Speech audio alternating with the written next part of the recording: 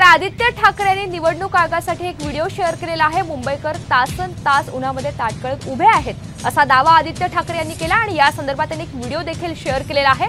आदित्य ठाकरे यांनी निवडणूक आयोगासाठी हा व्हिडिओ पोस्ट केलाय।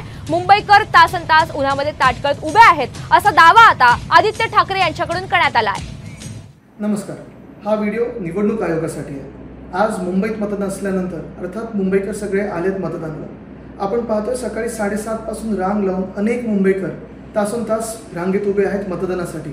पण प्रश्न हा पडलेला आहे की आज मतदानाला उतरल्यानंतर जे पोलिंग बूथ्स आहेत ते सोयीसुविधा फार कमी आहेत। सगळे उन्हात उभे आहेत, एक दोन लोकांना चक्कर देखील आलेली आहे, पाण्याची सोय नाही आहे, पंखे नाहीत, सावलीत कुठेही रांगा उभ्या केल्या नाहीत। तसं पाहायला गेलं तर ही जबाबदारी पूर्ण आणि पूर्णपणे निवडणूक आयोगाची। आम्ही तिथे काहीच करू शकत नाही।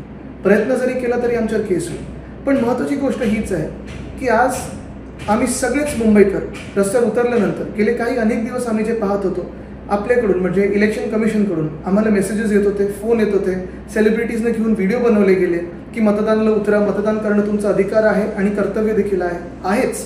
पण आम्ही मतदान करत असताना अनेक ठिकाणी अनेक पोलिंग बूथ्सवर मतदानाचा टक्का खूप कमी होत आहे, कारण लोक रांगेत उभे आहेत। काही ठिकाणी घड्याळ घालायचं की नाही घालायचं, फोन आत न्यायचं की नाही न्यायचं, हे सगळे गोंधळ शेवटच्या मिनिटाला आता येत आहेत। मी निवडणूक आयोगाला हीच विनंती करीन की मतदान नीट झालं पाहिजे, स्मूथ झालं पाहिजे। ह्यासाठी काही तास राहिलेले आहेत आता। आपण कृपया करून मुंबईकरांची मदत करावी, मतदानाची मदत करावी, कुठेही ते असेल।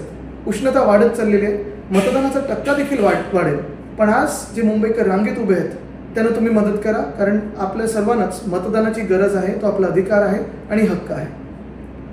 नमस्कार, हा व्हिडिओ निवडणूक आयोगासाठी आहे।